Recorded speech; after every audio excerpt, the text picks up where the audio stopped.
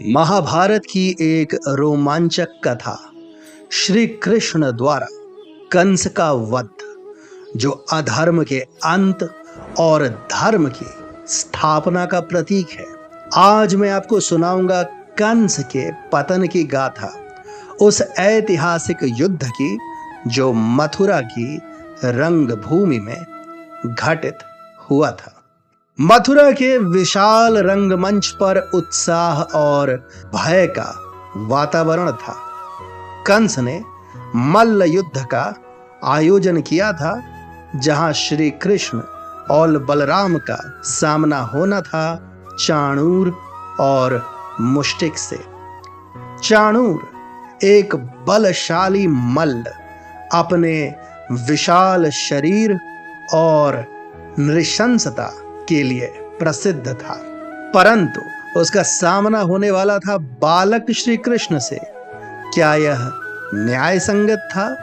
संभवतः नहीं, परंतु श्री कृष्ण के भीतर कुछ और ही योजना थी। युद्ध प्रारंभ हुआ। दोनों योद्धा एक दूसरे से परस्पर टकराने लगे। जैसे ही चाणूर ने श्री कृष्ण को पकड़ने का प्रयत्न किया, श्री कृष्ण ने अपने को बचाया और भीषण प्रहार किया। हर बार जब चाणूर एक आक्रमण करता, श्री कृष्ण उसकी पकड़ से बच निकलते। जैसे जैसे युद्ध बढ़ा, आकाश में अदृश्य देवता श्री कृष्ण की विजय की कामना करने लगे। उनकी शुभकामनाओं से आकाश गूंज उठा। यह संकेत था कि युद्ध केवल मानवों का नहीं था। चाणूर धीरे धीरे शिथिल पड़ने लगा, क्योंकि श्री कृष्ण का युद्ध कौशल उसके बल से कहीं तीव्र और घातक था। अंत में श्री कृष्ण ने एक ऐसा प्रहार किया जिससे चाणूर के प्राण पखेरु हो गए। चाणूर के अंत के साथ ही कंस का मुख पसीने से भीग गया। उसके नेत्र कृष्ण की ओर लगे थे। क्रोध और भय के मारे पसीने से भरा हुआ कंस अब विचलित हो चुका था। उसने अपने सैनिकों को आदेश दिया, इन दोनों गोप बालकों को यहां से निकाल दो। लेकिन इससे पहले कि वह कुछ और कह पाता, श्री कृष्ण का क्रोध फूट पड़ा। श्री कृष्ण सिंह की तरह दहाड़ते हुए कंस के मंच पर कूद पड़े। उन्होंने कंस की शिखा पकड़ ली और उसे रंग भूमि में घसीटने लगे।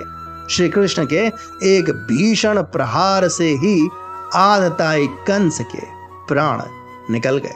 कंस के पतन के पश्चात श्री कृष्ण ने अपने माता पिता वसुदेव और देवकी के चरणों में प्रणाम किया। देवकी अपने पुत्र के अद्भुत पराक्रम को देखकर आनंद से रो पड़ी। मथुरा ने एक नया युग देखा, अधर्म के अंत और धर्म की स्थापना का। कंस का वध केवल एक युद्ध नहीं था, यह अधर्म पर धर्म की विजय थी। यह बताता है कि चाहे शत्रु कितना भी बलशाली क्यों न हो, सत्य और धर्म की विजय हमेशा होती है। आपको यह कथा कैसी लगी? क्या आप और भी धार्मिक कथाएं सुनना चाहेंगे? तो हमें कमेंट्स में बताएं और हमारे चैनल को सब्सक्राइब भी करें, क्योंकि हमारी कथाओं की यात्रा तो केवल प्रारंभ मात्र हुई है। धन्यवाद।